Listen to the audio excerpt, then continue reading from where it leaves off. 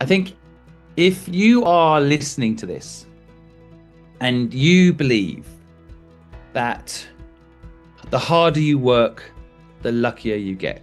If you believe that, then you have a problem. You have a limiting belief that is not true.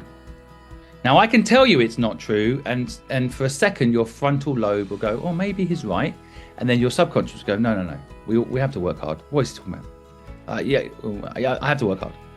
And so it's really hard. It's like an alcoholic has to admit they're an alcoholic before they can get help. So I can tell you that that is a limiting belief system that you have, but your subconscious is making you breathe now. It's making you blink.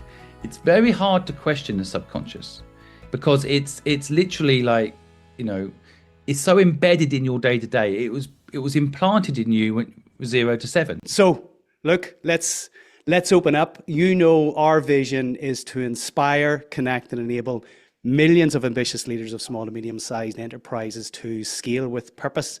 So, Simon, what does scaling with purpose mean to you?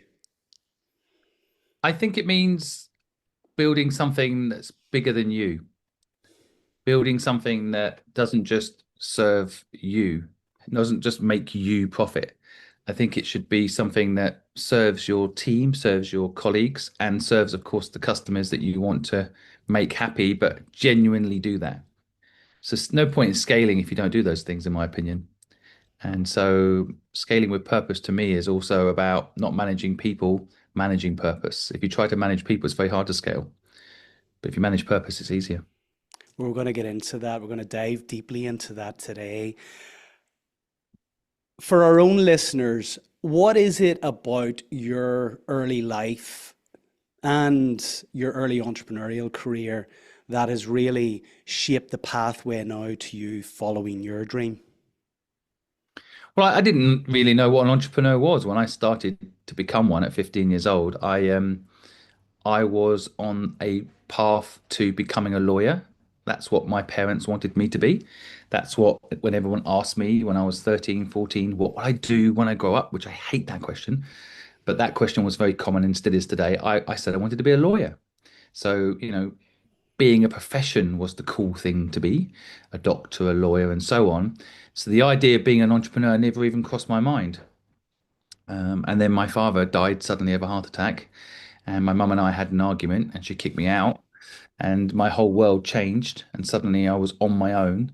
And I tried to get a job because that's what school trained me to get a job, and I couldn't get one because I didn't have a national insurance number, which you needed this little number in England to get a job on the application forms. You need to put the number on there. I didn't have one. On top of that, I didn't have an address anymore either, so I couldn't get a job. And so I was forced to become an entrepreneur. And now that word is very prevalent. But back in my day, there was only 2 or 3 people in the whole world that I knew that would labeled with that once I understood what I was becoming. And it's not something I wanted to be. It's something I had to become to survive. I can relate to this. I'm the middle of 5 kids growing up in Ireland to two parents who weren't educated. And the mantra at home was, when you were growing up in Ireland in the 70s, in Northern Ireland in the 70s, and the mantra was get educated, get a career, and get out of here. So the 5 of us all followed the educational route and the conventional path of going to university, getting a career. And but that was the paradigm back then.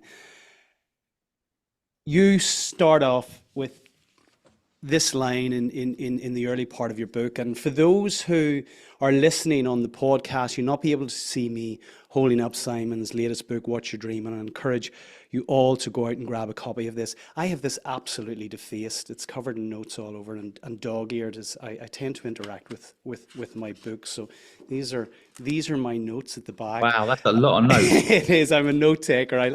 It really resonated with me. But you Nice. say one of the most important things you can do for a person is invite them to tell you their dream. Why is this? Well, I think so often in society now we're very judgmental. We look at someone, we make a judgment call. We listen to a new snippet or an insight into someone's life, and we make a judgment call. I think there's something really powerful about allowing someone to express themselves and just listening. And this morning, my wife was telling me some issues she's got, and I started instantly trying to give solutions. And she said, "You know what? I just need you to listen. It's all right. I'll figure it out on my own, but I just need someone to vent to." And I think, if you can allow someone's dream just to be released without judgment, you can literally free someone from sometimes what is an internal prison, where they're doing a job they don't love or they're doing work they don't love. And by the way, you could be an entrepreneur doing something you don't love as well. It's not like entrepreneurship is the answer. Without purpose, you are definitely missing something. But I think the dream coming alive piece is, the old problem shared is a problem halved. I think it's the reverse. A dream shared is double the chance of it happening, kind of idea.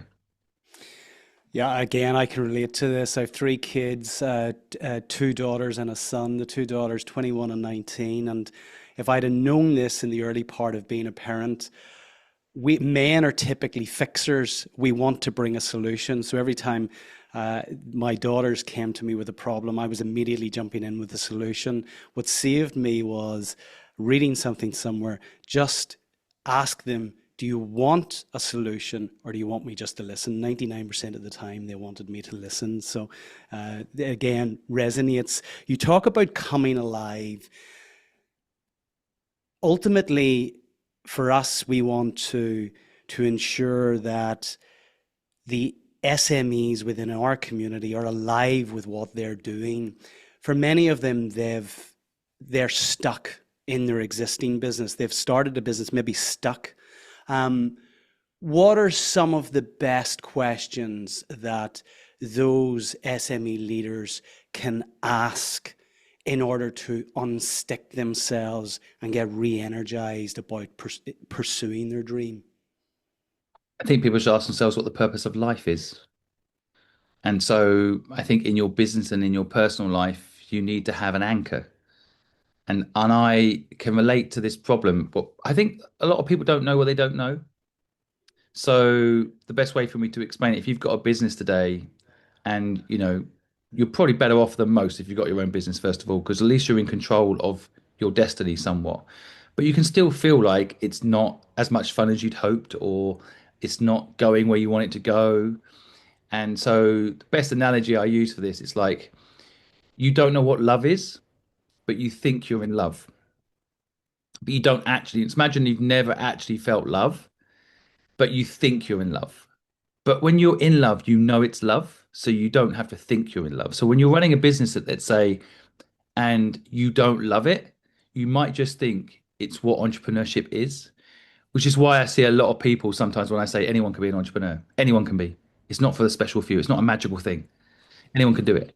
And then people are, oh, but it's so hard. It's so hard being an entrepreneur. I'm like, you're doing it wrong. You're doing it wrong. So it's if it's hard, I think you don't know what you don't know. Everything's hard. Getting out of bed is hard sometimes. Getting out of bed is hard. So, of course, everything's going to have an element of hard to it. What really matters is the outcome. That's what generates you to go again. And so I think that's why I again circle back to like people need to have a purpose for what they do, not just do it for the sake of money. You talk about purpose a lot. Let's just get into this because in your book you talk about leading the business fluid before you really asked yourself the question why I'm leading this. The business was starting to kind of plateau. You weren't necessarily loving it, let's say. It seemed challenging, and you went on this journey yourself to ask yourself why. Can you share with our listeners and our audience, those on TikTok, that journey of discovery? What was happening beforehand, and then what questions did you ask yourself to completely re-energize yourself, reinvigorate the business, and actually ultimately scale the business to a successful sale? Well, I mean, when I was younger, the word purpose is very woo-woo. It's not a word I was ever taught at school.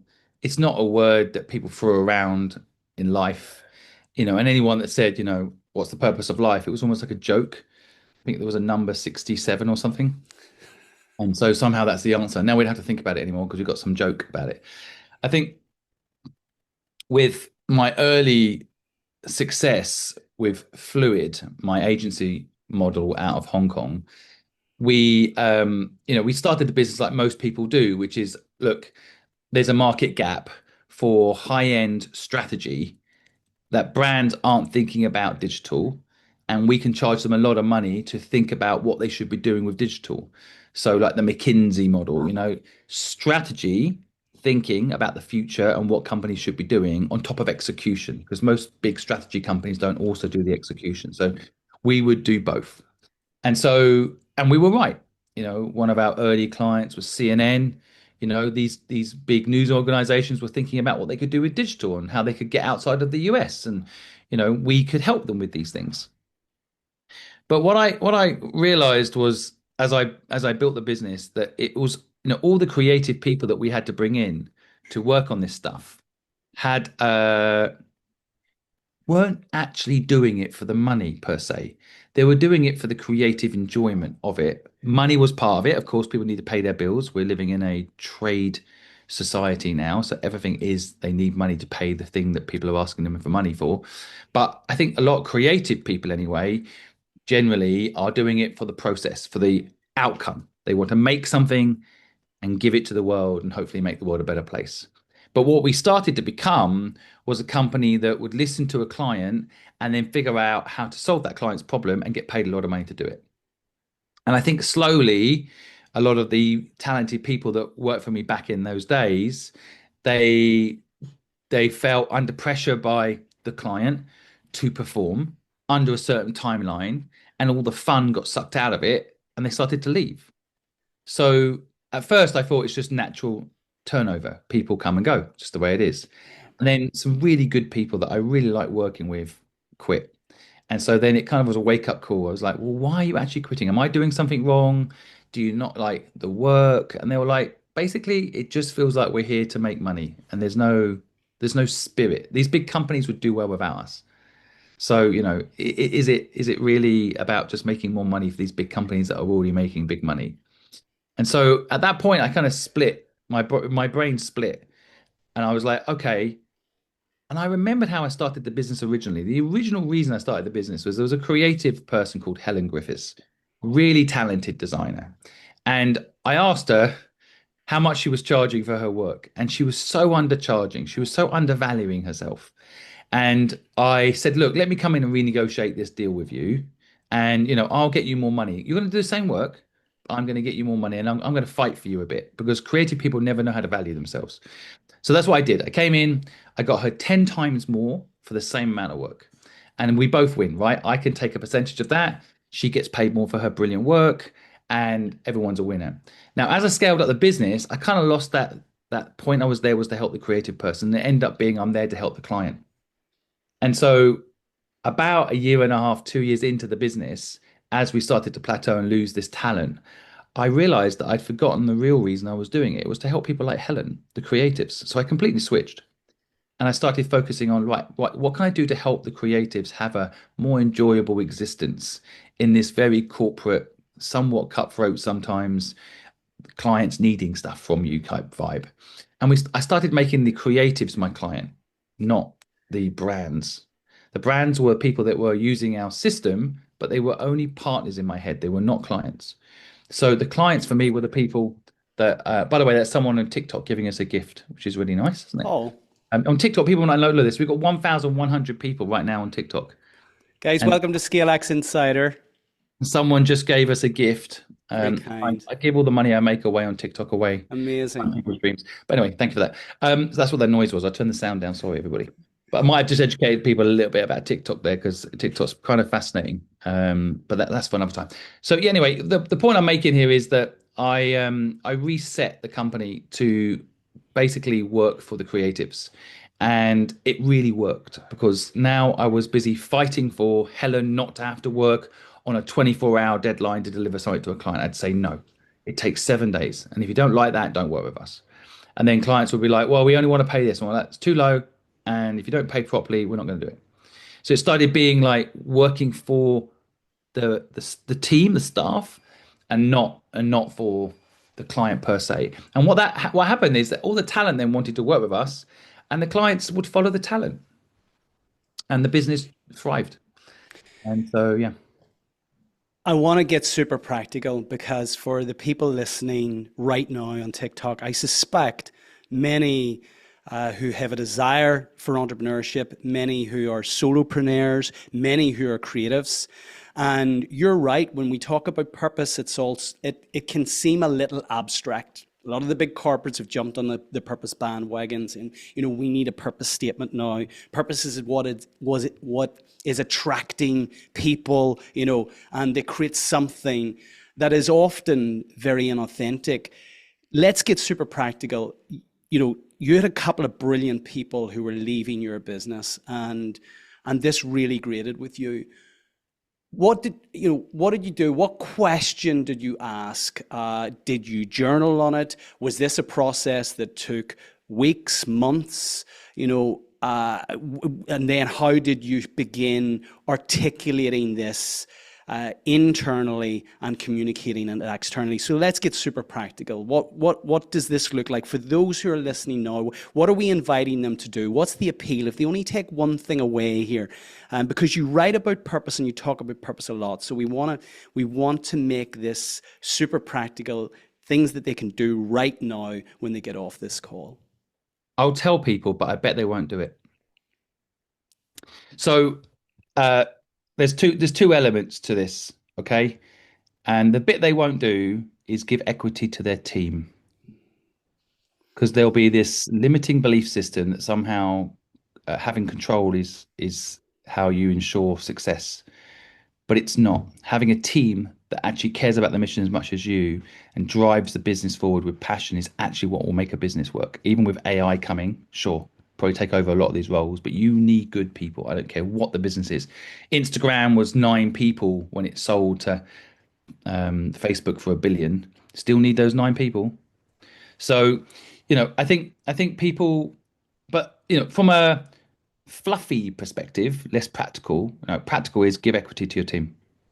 And if you think, well, they might leave, well, it's a bit like the old saying: if I train people and they leave, what happens? Well, if you don't train them and they stay, what happens?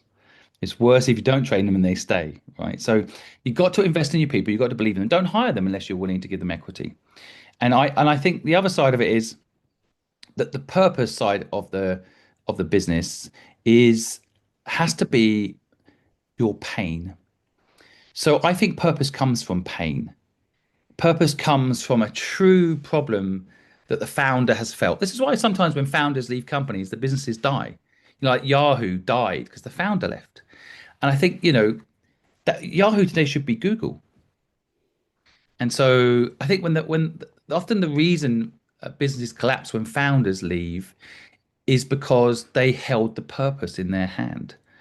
And if that purpose hasn't been installed into the business before they leave, the business collapses. So Steve Jobs, before he died, Apple was well established in its purpose. And so then it was just a copy and paste. I think that's the only time it works, when a founder can be replaced. But I think basically people need to install something that really matters to them. And that's why a lot of people might be running a business today that isn't doing as well as they'd hoped, because it isn't really their purpose. They found a market gap and they've tried to fill it.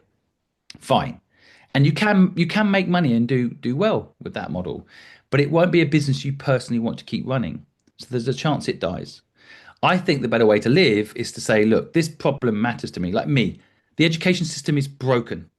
Everybody knows it. It's not fit for the future. It's not fit for now. And so it wasn't fit for me. When I left at 15 years old, I didn't know how money worked.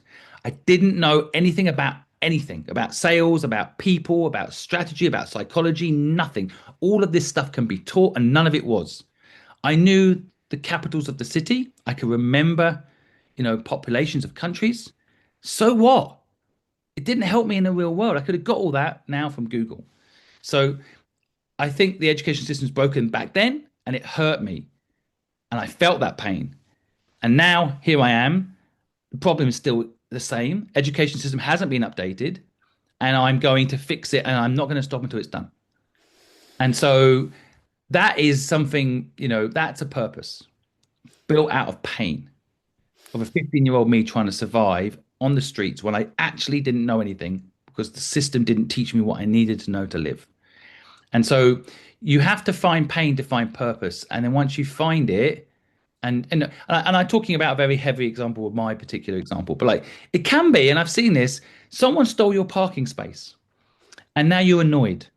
So you're going to come up with a parking app that allows you to book a parking space, and if someone steals it, it posts their video up on the internet and they get embarrassed. Just making this up as an idea, right? Probably wouldn't be a bad idea, but the concept is, like what was a pain thing to you that you're like, ah, that shouldn't have happened, and you go out there and fix it. And I think not enough people are thinking about that in their business.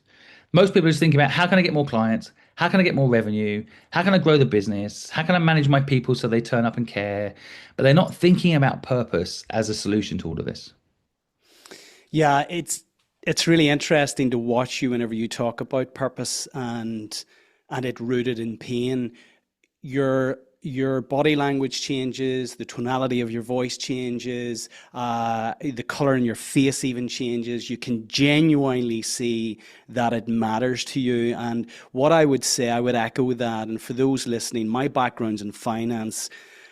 If you are focused on the numbers, then ultimately you don't have a business. The numbers and your P&L, your financial statements are ultimately an echo of the value that you bring to your customers. And that value is either because you're solving a problem for them that you care deeply about, or you're supporting them to accelerate their trajectory towards a goal. So again, this is coming loud and clear. So purpose isn't some abstract notion that kind of people are jumping on at the moment. Really, what I'm hearing from you is take the time to discern what is important to you, why it's important to you. And of course, we're not saying here that money is not important. Of course it is. But ultimately understand that money is an echo of value, and the value that you bring should be rooted in a proposition that you care about. Something you say, and this really struck me. Inside each one of us is a lazy person, a self-doubting person, a jealous and an insecure person. Lacking a purpose makes it all too easy to give in to these negative voices, to revert to our factory settings and become self-pitying or self-blaming. It exposes us to distractions, to bad habits, and to a cycle in which we never escape the limitations we place on ourselves. That's profound. What more can we add to that? What's this telling people? Look, I think the world is good and bad. And I think a lot of life is how you perceive it. And so the people that I see that are successful will always describe bad things as something that somehow made them better. So, good luck and bad luck are both still luck. And I think one of the reasons I'm presently today politically homeless, I have no political party that I believe in, is because all of the political systems, and this is a global problem, by the way, not just a UK problem, but they are basically built on fear and divisiveness. So they say, one side will say it's immigrants' fault. It's all immigrants' fault.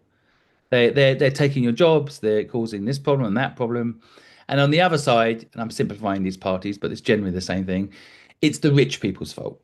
They're not paying enough tax, they're not doing this. So it's basically like blame, blame, blame.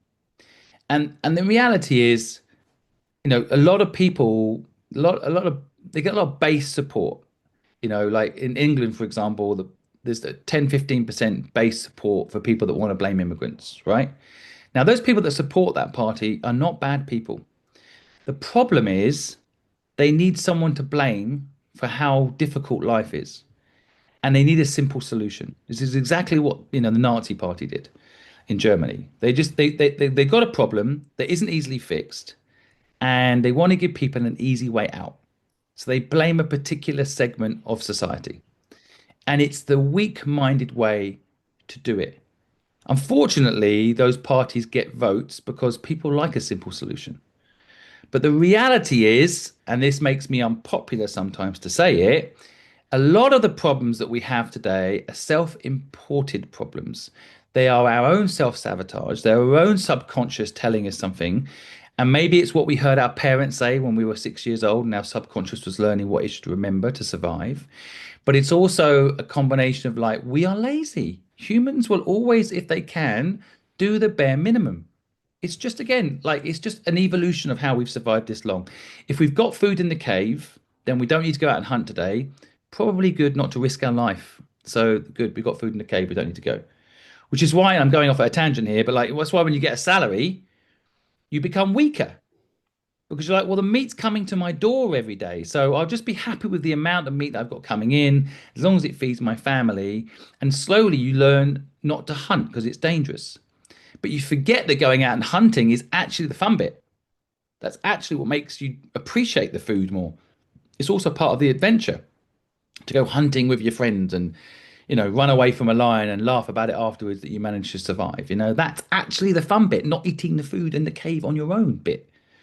And I think that's true with the way people perceive their businesses and their lives. It's like people are looking for the easy way out, and our brain will instantly look for someone to blame other than ourselves. And I'm not saying this is true for everyone, but most people can fix most of their problems and they don't need to blame it on someone else as to why their life isn't what it could be. Yeah, what I'm hearing there is the importance of self-agency, Yes. looking at yourself and within our own 10 principles ScaleX framework, the 10 principles which are timeless in terms of undergirding scaling. Psyche is the very first principle, and we say your mindset will either empower or disempower your scaling ambition. So whilst you may be pointing the finger at others, the macro environment, interest rate, inflation, certain politicians, all of that good stuff, you're giving away your agency. Yep. And what I'm hearing, and certainly the appeal to those listening, is take back control. What can you do right now? The choices, the actions, the thoughts, the behaviors that actually take you a little bit closer towards your dream. Let's just come to this a little bit and explore this a little bit further. What are the things that you hear when you're out on the street, when you're asking that question about, what's your dream, and you check back in months later and people haven't pursued it? What excuses to the offer? Because I suspect that you hear a lot, well, it's all right for you, Simon. You've sold a business, you're a multimillionaire. I've got to pay the rent next month. This is the time isn't right for me to pursue my dream. What other things do you hear from people which they're ultimately limiting themselves by saying? Well, I think the system is set up to trap people to do a job to pay the tax man and keep the GDP of the country up. And, you know, people are being manipulated. And this isn't a conspiracy theory. This is just like advertising is a manipulation to get you to buy vapes. Kids are buying vapes. They're being manipulated to buy this stuff. They are. So it's not a conspiracy theory I'm peddling. It's just I come from a marketing background and I've sat in rooms where people are literally saying, how can we manipulate people to buy this? Okay. So because I understand how the system works, I think a lot of people are are manipulated.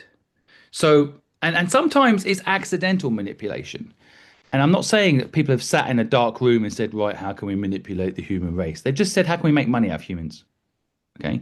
And so if you work for someone else, you will be making that person more money than you cost. Otherwise, you wouldn't be there. So, it's just if you want to understand conspiracy theories, just follow the money. And so, for a lot of people that are limiting themselves, and this is true for business owners too, by the way, this is not just people working with someone else. A lot of the time, they will think about the world in the context of what they've been presented as the world. So, for example, in England, a lot of people know the VAT threshold is £80,000 a year. So a lot of people keep their businesses small because they don't want to pay the VAT or do the paperwork, and they have this perception that somehow earning more than that will cause them more work. Now, here's the irony: the bigger your company is, the easier it gets to run. Tell me about But that. the bigger your company gets, the easier it is to run. But people have a subconscious belief that a small business is easier to run. Not been my experience. I've had small businesses and I've had big businesses. And when I've had big businesses, I can bring in serious people to help me. I can afford to do it and they want to be there because the equity is more valuable. And I can go on holiday with those very brilliant people running the company and I'm actually working less hard and it's a bigger business. But we are trained in this strange social structure to think about things based on the parameters that are set in place for us. And so a lot of people are not fulfilling their potential because they have limiting belief systems they believe are true. They believe that a small business is better than a big business. And I don't know where they've got this from. And people don't even start back to your question about dreams. People always tell me they need money to start a business pretty much. And most of the businesses I've started have started with no money. So service companies, for example, very easy to start without any money.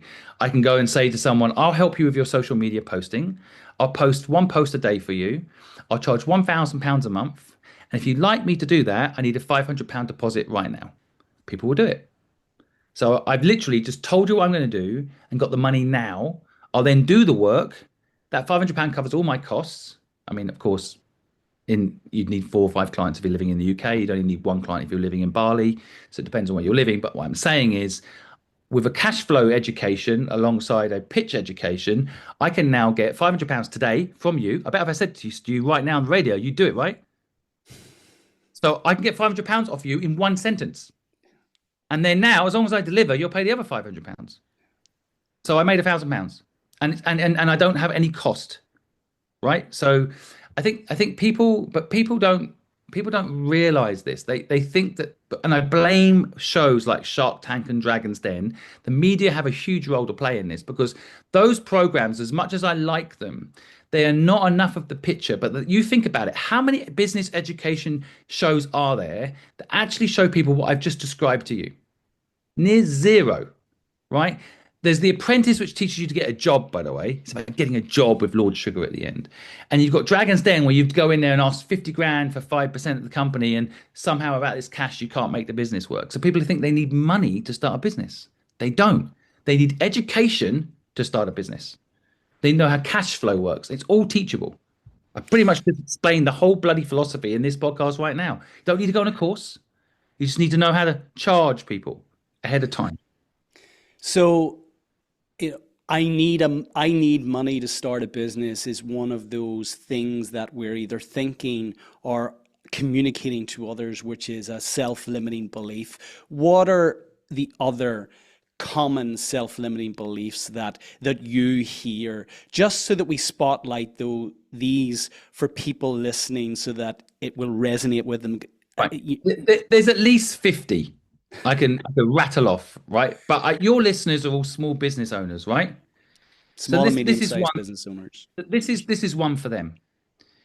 If you think you can't afford to bring in a senior manager to help you, you can't hire a CEO, you can't afford it, you're wrong. You definitely can. I don't care what your business is. Don't care. Guarantee you can. So if you're still saying, no, Simon, you're wrong, I can just about pay myself, blah, blah, blah. You know what that company has a problem with? Telling their story in a bigger, more exciting way. That's it. They don't know how to story tell. Because I have never had a problem bringing in senior people, even when I'm breaking even. Because I know where the business is going. I can tell that story. And that person then, I've actually had senior people join my organizations in the past and invest in my business and then come in on a lower salary to make it work. And within the first month of being there, double the income to pay for themselves. Yeah, again, I mean, this resonates. We don't have a people problem. I was 50 a couple of weeks ago. I was born in 1975. There was 4 billion people on the planet in 1975. There are more than 8 billion people on the planet.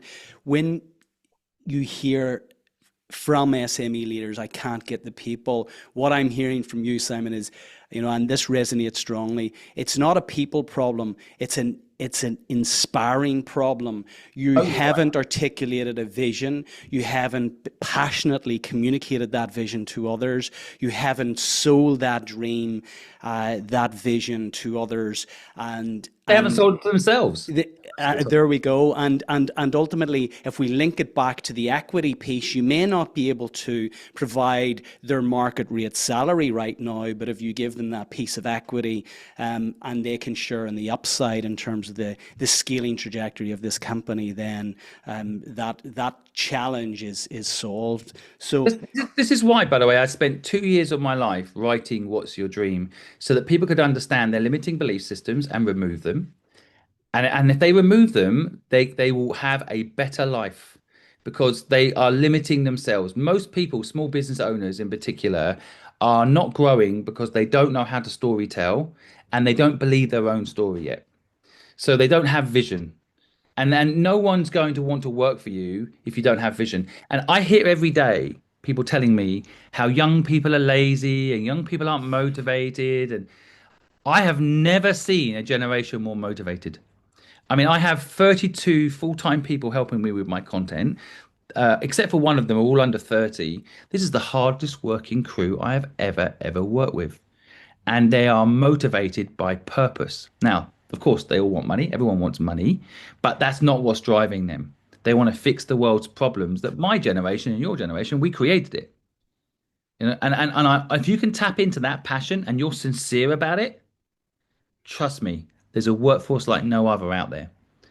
And I think that that's another misconception people have that young people are lazy or they don't turn up, they don't care. No, you don't have a story that inspires them. They're certainly not just going to turn up because you pay them anymore. They don't want to work 9 to 5. They want no work-life balance. They want to have their work as part of their life. That's what the digital nomad model is all about. People want to feel like their life is their work, and they don't want to have to feel like they've got to do some shit thing they hate for 8 hours a day. They want to feel like they're doing something purposeful. And I think that's exciting. But again, to your point, anybody listening to this that's got a small business that thinks it's hard to hire people, especially young people, just got a crap business story. So again, kind of to bring together what you're sharing, Simon, it's critically important you understand why you're doing what you're doing. I understand where you're going, what the big dream looks like, what great looks like in 5 years, 10 years. Just dream without limitation. What does your team look like? What are your customers saying about you? Which markets are you serving? What problem have you solved? What's the roadway left in terms of actually scaling this business? What size the business? All of those things in terms of, and that's a blank page and a pen and some time out just to really dream about what it is that you want, why you want it. Then start to shape the story around that, start sharing that with people, get excited about that. Now, ultimately, people will hit that kind of wall of fear at some stage when they start to share this, and especially publicly. And I'm going to come to this in a moment, because what you do, how you've leveraged social media, even the way you're doing this now, is very, very powerful. But how do we start to reprogram those limiting beliefs? How do we unlearn what has been embedded there? I mean, Aristotle said, give me the boy until he's 7 and I'll show you the man. By the time we're 7, already a lot of that programming's in there. So this requires a huge amount of self-awareness to begin understanding which of the thoughts, words, behaviors are actually serving your dream at the moment and what's not. So what do you suggest to people, again, practically, to start kind of unpicking, unraveling, and getting rid of those limiting beliefs to allow them to really lean into their dream? Yeah, as I say, I spent 2 years writing a book trying to explain this. So it's hard to give it in a snapshot now, but I'll give an example. Maybe that's probably a good way to go. I think if you are listening to this and you believe that the harder you work, the luckier you get. If you believe that, then you have a problem. You have a limiting belief that is not true. Now I can tell you it's not true, and for a second your frontal lobe will go, "Oh, maybe he's right," and then your subconscious will go, "No, no, no. We have to work hard. What is he talking about? Yeah, I have to work hard." And so it's really hard. It's like an alcoholic has to admit they're an alcoholic before they can get help. So I can tell you that that is a limiting belief system that you have, but your subconscious is making you breathe now. It's making you blink. It's very hard to question the subconscious because it's literally like, you know, it's so embedded in your day to day. It was implanted in you when 0 to 7. My son is 7, by the way. Completely agree with that. I can see who he is now. He's got a good sense of humor. He's sometimes very opinionated. I can see it. I know who he is, and he's a very smart kid. But what I'm getting to is like people listening, you don't know you were set by the age of 7 into believing a certain set of things. This is before the internet was probably fully flushed out. This is probably before the AI systems that we now know are coming to fruition. If I tell you that every single delivery driver today will be out of work in 5 years, you will instantly have a limiting belief system that will tell you, no, no, no, the insurance won't do it. Technology's not there yet, blah, blah, blah. I was in LA 2 weeks ago. I got in a cyber truck. I pressed a button on it and it drove me around LA. I didn't have to do anything. So it's already happening. And I think that, even I can show you it's already happening, people will have limiting belief systems. So how do you get rid of a limiting belief system? Well, you experiment with the alternative. So if you think hard work equals success, then start looking at people that work really hard and analyzing how they've been successful. So let's take Warren Buffett. He tells you many times he's said he reads one book a day because he enjoys it. He has no more than one meeting a day. You think he's working hard? No. Now let's take someone we know is working hard, a nurse. I've done one of the largest human surveys in history, asking people what their dream is. And one of the many, many exciting things that I have uncovered is that every time I ask a policeman or a nurse, they always tell me they're actually living their dream. Now they are working hard and they're very badly paid, but they have purpose because they figured out that helping other people is actually a big part of what makes us happy, right? Now, are they rich because of it? Definitely not. Are they working hard? Yes. So working hard does not equal getting rich. There's plenty, millions of people that are proving this to be true. Yet, the people I know that are, and if rich was your goal, rich don't work hard. So how can it be, if you really believe the harder you work, the luckier you get, is true, all the data points to the opposite being true. So, so what does that mean? You can either look at the data or you can believe your subconscious programming and keep working yourself into the ground. Because the truth is, and I say this in my book, working hard has more to do with failure than success. The people I know that work hard all the time, non-stop, burn out. The businesses collapse. They get sick. Failure has more to do with working hard than success. So why has working hard become such a prevalent part of our society? Now, there's a conspiracy theory version, and then there's a subconscious, what our parents told us is true. Work hard, you'll be successful is what our parents believed. It's gone into our subconscious. And that then gets regurgitated by us to our kids now, right? And it's so embedded in the generations, but it's not true. And it all stems back, in my opinion, to kind of Henry Ford and Carnegie era when they revamped the education system and basically built this model in that said, if you go to work at the factory every day and work hard at the factory, you'll get enough money to have a holiday a year and a car. Now, 100 years ago, that was success. And that served the people that wanted you to work for them. Which is why I always say to people when they say entrepreneurship is so hard, I'm like, give all your equity to your team then and move on.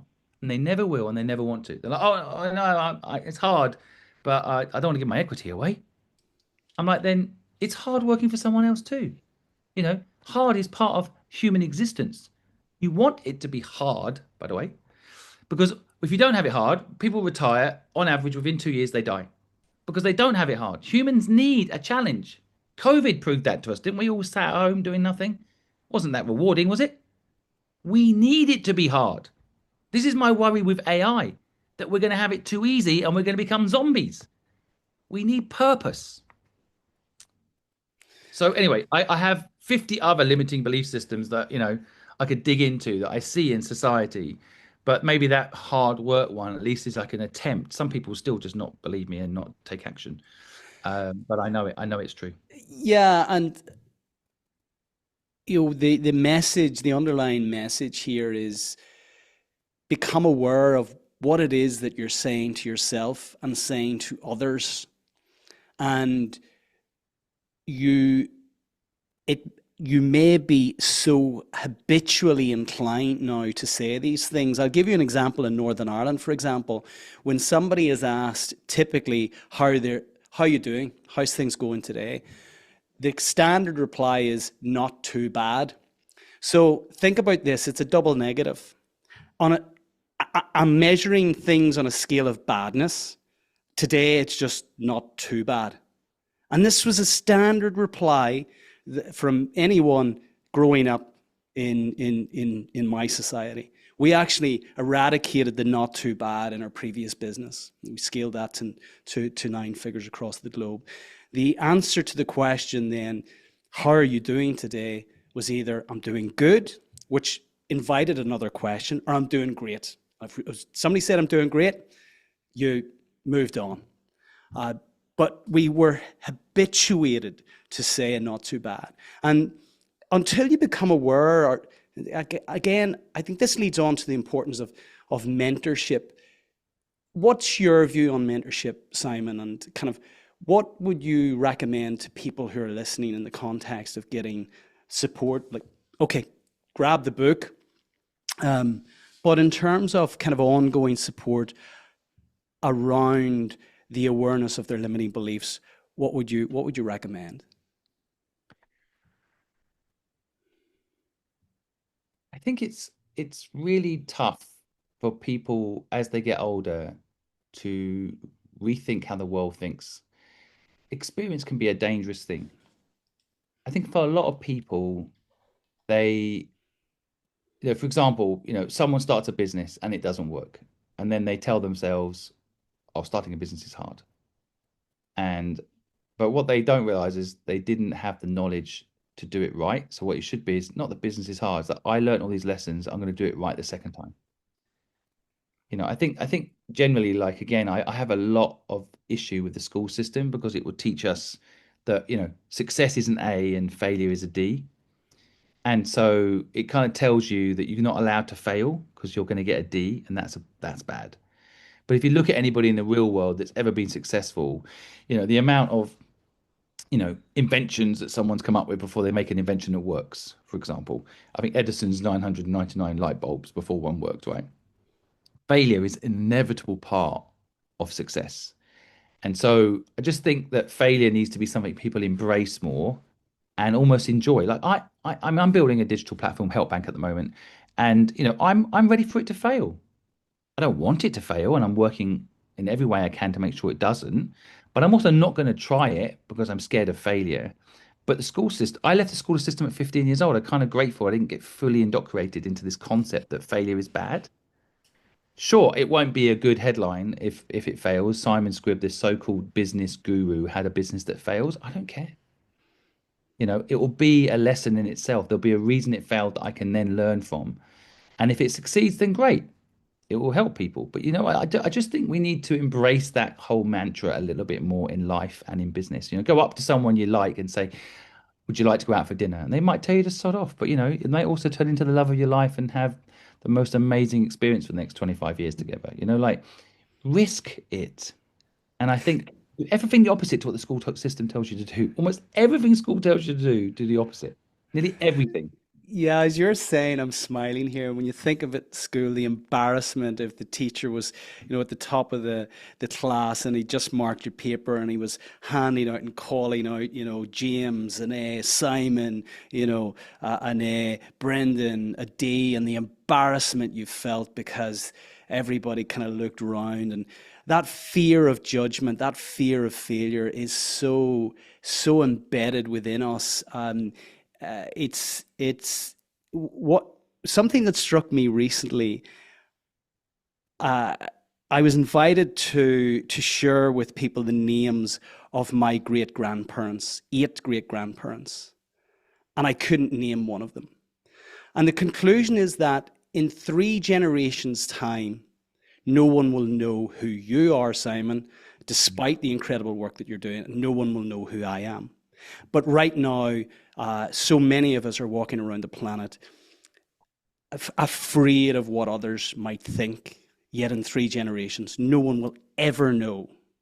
They'll not even be able to cite our names. And that's within our own family. They'll not be able to recite our names. I heard this before and I like it a lot. It's a reminder of just how you should just take risk because no one's going to remember. The other side to it, because I've heard this, what you just said, but I heard that before. The other side to it, when first heard that, I thought, well, the other side is there are certain people that you've heard of, let's say Henry Ford or Carnegie, and what are their reputations? The people that have actually made a mark, what are their reputations? And so I think it's really interesting to also think about there is a chance your name will be remembered, but what do you want to be remembered for? The amount of money you made or the amount you had an impact on society and made a difference to people's lives? And I think that's something people should think about more. Because if you are going to be remembered, I mean, everyone wants to be remembered. That's why people want to become prime minister. Most of the time, those people are motivated by that idea that they're in the history books and never to be forgotten. And I think that there are certain people that will be remembered forever. I also think people should think about what they want to be remembered for. Now, that can also boil down into your community, the town you live in. You know, what have you done to help other people is so powerful and something to also think about. Yeah, I agree with that. I mean, and the essence of our work to inspire, connect, and enable ambitious leaders of SMEs to scale with purpose. Ultimately, it's them leaning into their dream, inviting others to share in that dream and support them in executing on it.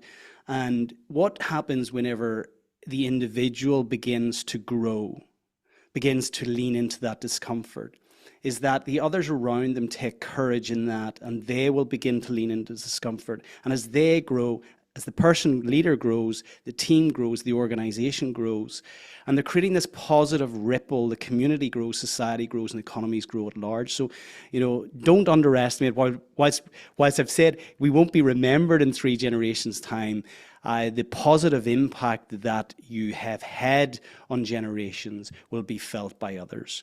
So don't underestimate that. Just before we move into the close, Simon, I'm curious, when you ask people, what's your dream? Can everyone answer? Can everyone articulate what it is? How many actually are clear about what it is that they want? So I've been doing this now for 5 years and I've done it all over the world. So country by country, it's actually interesting because like in America, I haven't met anybody that hasn't got an answer to the question. And I've asked people cleaning the streets to people running businesses, and they always have an answer because it's kind of embedded in the culture of the American dream. So, what's your dream, right? It's kind of a question that the households ask themselves. In Britain, 50% of people don't even have a dream. It's literally like, I haven't got time, I've got to pay the bills. A lot of people are caught in fight or flight, which, the creative part of your brain that allows you to dream is just shut off. It's a different part of your brain and it cannot be activated when you're running away from a lion trying to survive and pay the bills and make ends meet. And so it doesn't allow you to think about a dream. So a lot of people need to come out of fight to find it. What I also noticed is a lot of people are being brainwashed by these kind of fake gurus. So, they think owning a house or property is that's their dream. And they don't know what they don't know, and they've been sold a course or some promise of success that going that route. And then money gets put as the priority. And so for a lot of people, their dream has been controlled by what society deems as success. So society will say, well, having money equals success, right? And certainly money is a great thing. I'm a capitalist. I think people should make money, but how you make your money matters more than how much money you make. And I see this play out with people that have got very rich, but they did it by overcharging a nurse for a property and squeezing every bit of money out of a nurse or a doctor or a policeman who can't really afford it. Now, nurses today can't afford to buy, nurses can't afford to rent, and we can't afford to pay them more. So they're being squeezed by the property business. And so the people that make money out of this space, they just see, well, that's life, and people need property, and this, and I see a lot of people, for example, that go into the property business over the years get more and more depressed because they realize they're not contributing to society, they're causing problems in society. They will say that they're helping, but they're not. And so, for a lot of people, I think it's making sure you understand what actually makes you happy. And money will bring happiness only if you're already happy. And so, if you make money on the back of other people's misery, unless you're a deep narcissist, which is, so of course, there's people like that, that will tend to cause you pain over time. So, I think for a lot of people, they should redefine what success is. So, I think, for example, success is owning your time. So, if you can break even and own your time, I would say that's successful as a starting point for sure. Like owning your time, the most valuable asset you've got that you can never get back, you want to own it, right? So if you can get to a point where you have a side hustle that pays your bills, but then you own your time and not someone else owning your time, because you shouldn't sell time, you should buy time. Once you can get to the buy side and start buying time, then you can have a better life. But anyway, I think, answer your question in a short and simple way. I just feel like people need to redefine what success is and focus on that measurement for themselves, not other people say is success. Yeah, and I encourage people to think of success typically across four quadrants, your health. And uh, as I've hit 50, I've realized just how important my health is. Your relationships, because ultimately making money without your health and great relationships ultimately becomes very hollow. Your overall wealth, of course, and what that purpose actually is. Are you doing what you feel energizes you, ignites you, gets you up every day? So I have a standard close question, but if you're up for it, when we have the number of people that we have online, would you be up, Simon, for asking those who are listening in to pose a question whilst we have you here? Are you up for that? So is Sure, yeah. anyone any questions for Simon? I'm sure you've got loads. 1,100 people here right now. Okay, there we See? go. So 1,100 people online right now. Yeah. Who has a question for Simon? What would you like to hear from I Simon? have a question. I can pin it. I'm just waiting for the comments are going quite fast. We can edit the pause out. Oh, someone said biggest regret. Oh, great question. Biggest regret. I think regret's an interesting one. So actually, I I've actively made sure that I don't have that many regrets. So I saw when I was about 20 years old a survey that was done. They asked people in the 90s, 90 years old, what their regrets were. And nearly every single one of those regrets was something they didn't do. So, the girl they didn't ask out or the business they didn't start. And nearly nobody regretted having done something and it didn't work because that was an experience that they tried at least. So every time I've had something I've wanted to do, I've done it. And I opened up a cafe business and it didn't work, but I was always wanted to do it. So I don't have regret that I did it and it failed. I have no regret that I did something that I said I wanted to do. So I've always been very careful to try and not have any sort of regrets. But, I left England and moved to Hong Kong when I was 23 years old. And to make that decision to go and like have that experience and see the world, I'd never lived anywhere else except England. That experience changed my life. And I have a life today I love. I've got a wife I love. I've got a son I love. I've got a dog I love. I've got a life, a job, an existence that I really enjoy. And I'm healthy and I'm happy. Not every day, but I'm happy. And I think, I have to have had the pain of moving at 23 years old. I basically had to leave all my friends behind in England. And so when someone asks me what my biggest regret is, I try to dig deep. And my first instinct is I don't really have many because I've lived this kind of, I'm going to try and do whatever I say I'm going to do so I don't live a regret. But I do have things where I've had to make choices, right? It must be like how it is to be president. You've got to make choices, right? And my choice was to go and have that experience, move to Hong Kong, and now today I have this life I love. But I often cried. First 6 months living in Hong Kong, I was lonely. I missed my friends. I missed my life back in England that I had built. And so, there's times I think about that. Is it a regret or is it a reflection on what had to happen to get where I am today? And luckily, a lot of those people, I moved back to England 6 years ago. I've reconnected with a lot of those people and become friends with them again, and that's nice, Like it's like I went on holiday for 20 years.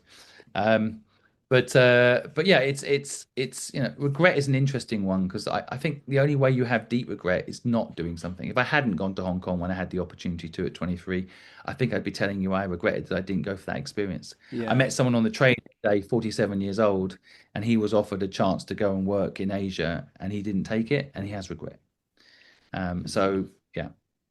It's a great question, and for that, the person who asked that, there's a wonderful book by a lady called Bronnie Ware, who was a palliative care nurse, called Five Regrets of the Dying, and the top regret chimes with everything that you shared today, Simon. The top regret is arriving at kind of the end of your life, having lived a life that somebody else wanted you to live, and not the life that you wanted to live. So I love that. It's a great question.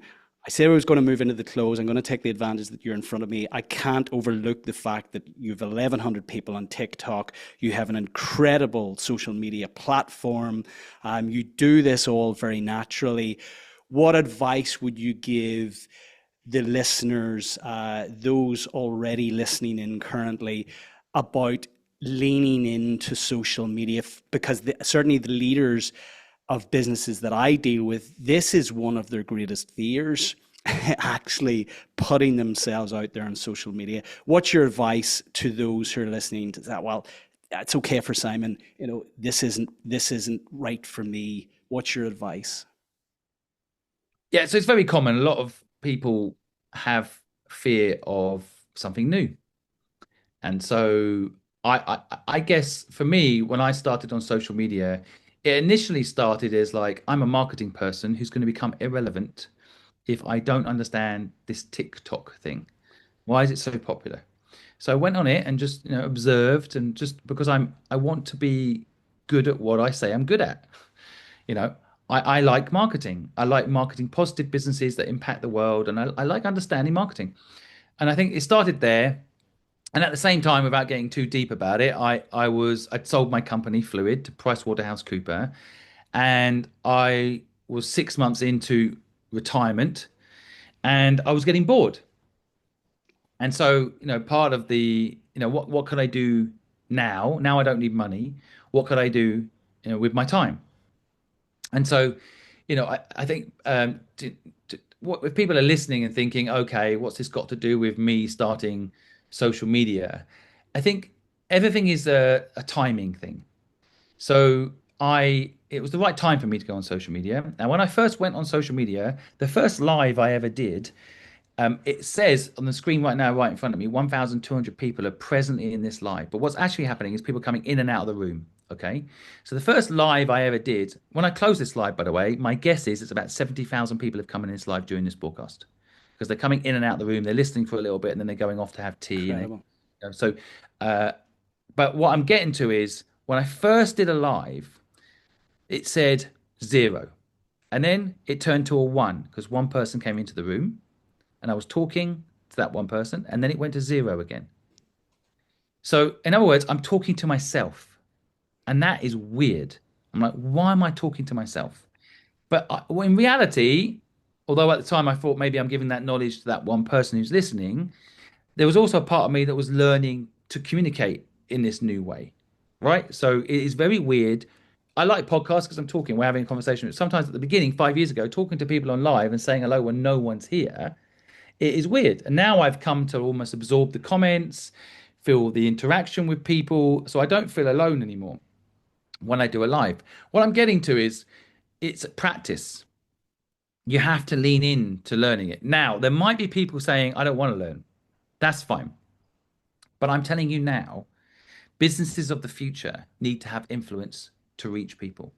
If you look at like how businesses got noticed in the past, newspaper ads, billboards, that's all slowly becoming rubbish marketing. And I asked my community to buy my book before it was even out. And we sold 10,000 books the week that it launched. And it was the only book, it was number one on online. And it was the only book out of the top 100 books online that had no reviews, zero reviews. So it wasn't yet in that recommendation phase. It was purely people wanted to support what I was doing and bought the book. 10,000 people. So I think people don't understand just how, and so in reality, of course, it's taken me 5 years to build it up. I think I could build it up quicker now. I know what I know, but like, you know, I have, I can press a button on TikTok that sends live. It's cost nothing to do that. Of course, you've got a phone and Wi-Fi. You probably have anyway if you in the modern world. So I can ask my community to buy a book to support what I'm doing. 10,000 people do it, and it's actually cost me nothing. Now, I'm going to launch a drinks brand soon. I can do the same. I'm going to launch a clothing brand. I can do the same. So I could become Walmart sitting in my office talking on TikTok. Now, if you don't want that sort of access, then don't learn the modern way of marketing. If you don't need it, because for example, some people's businesses are B2B. They're looking for a corporation to be their client. Okay, maybe being on social media isn't needed.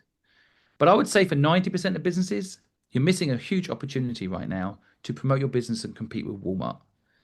And you can beat Walmart.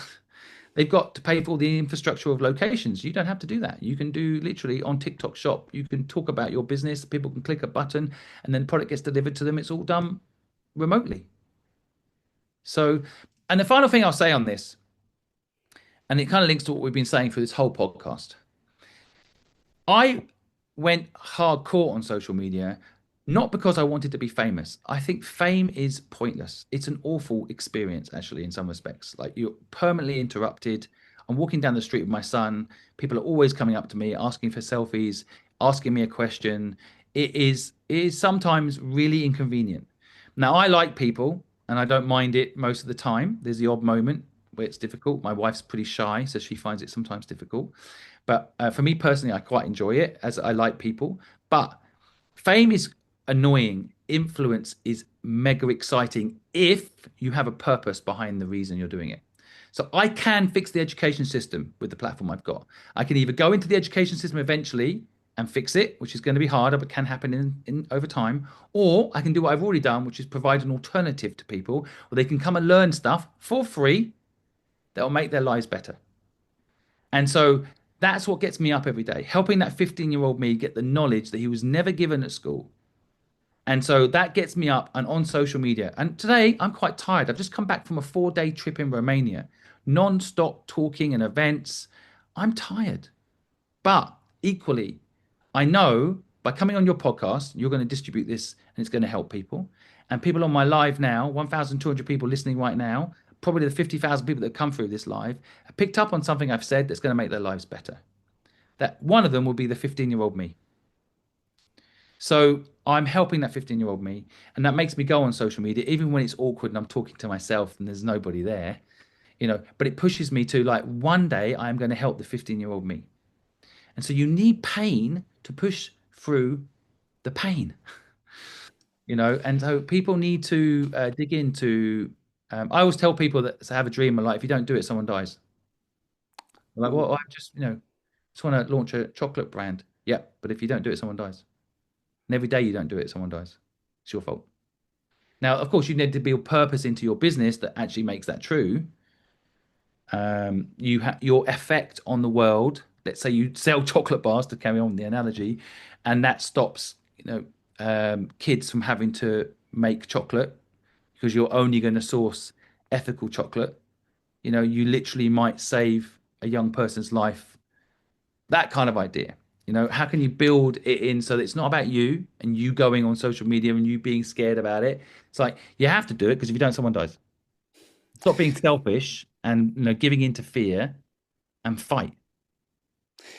Yeah, and it literally could save someone's life or not.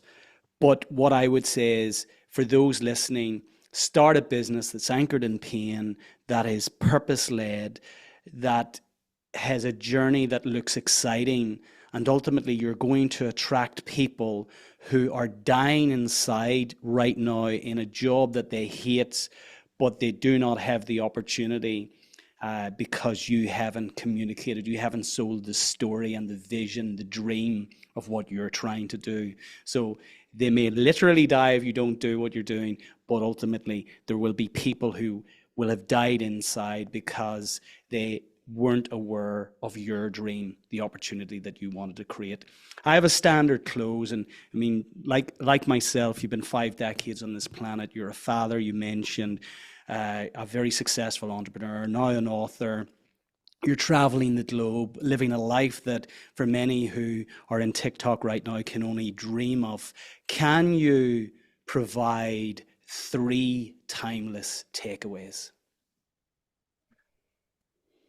3 timeless takeaways. This is why I regret not reading the notes. Um, 3 times. Okay. The purpose of life is a life with purpose. 1 + 1 = 11. And nobody is self-made. We all need help. Love those. Looking ahead, you've mentioned you're planning to launch a number of new brands or new products through your existing brand. What's your big dream? I mean, if you could wave a magic wand today and realize your dream, what does that look like? Well, I mean, fixing the education system so we teach kids financial literacy and make sure they realize they've got more options than go to university and get a job.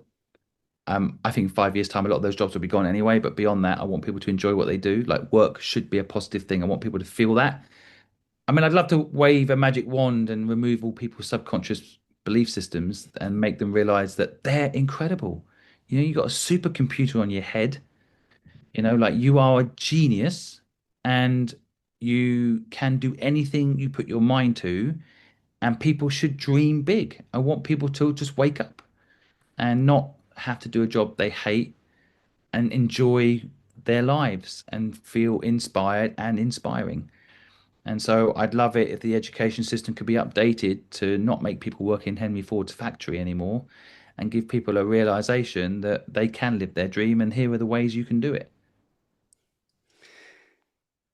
Simon, for those who will listen after, who are not listening in currently, um, how best to reach you, how best to connect with you, where do you want to direct people to? Yeah, so I've got a platform called HelpBank.com, which is designed to help people help people. So you can go there, press a button and get help, and you can go there and press a button and give help. I urge you to take 5 minutes a day and give someone help. It doesn't, rich or poor, it doesn't matter. You've got 5 minutes in your lunchtime to go and help someone and watch how much better your life gets if you help someone. So don't make it a transaction. Don't give and take. Don't expect anything back. Go in there with a mindset of give without take. Go help one person a day for 5 minutes and watch how much better you sleep. Watch how much better your life gets by just helping someone without an expectation of anything in return. It doesn't have to be money you give people. It can be a bit of advice. It can be someone just listening to them. It could be someone you share a contact you've got with them so they get a new client or they get a new bit of support, or you share their business on your stories on Instagram, whatever it is. Give 5 minutes a day and watch how much better your life gets. Well, I want to thank you for your time, your wisdom, your energy, for helping everyone who has dialed in live, who will be listening to this for months, years, decades to come. This is the wonderful benefit of social media as well. I mean, this content is there forever and a day. And before we go, let's invite those who are currently listening in.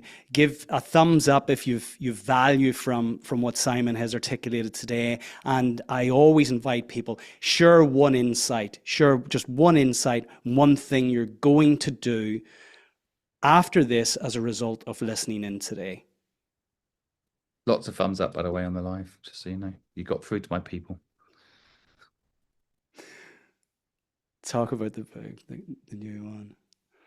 There's some great insights there. Yeah, commit to doing something as a result of listening.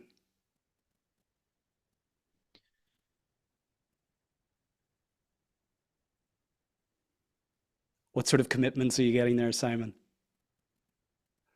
People are going to give 5 minutes each day to help someone without any expectation of anything in return. Give without take. A lot of people saying they feel inspired. It's kind of weird reading stuff that people are saying about what you've just said. So, uh, but it's yeah, lots of people I think taking something from today's chat. So thank you for your time as well. No, thank you for yours. Look, I wish you every success in everything that you're doing. Folks, once again, go out and grab the book if you haven't already. I read a lot of books as a result of the podcast, and I love reading. Um, Go and grab this one. You will certainly get value from it. Simon, once again, I wish you every success. You're doing wonderful work. You've recognized the education system needs to change. If I can ever support you in any other way, I'm looking forward to staying in touch. So thank Thank you, you. my friend. That's so kind of you to say all of that. Thank you so much. Nice to chat to you today. Take care. See you soon.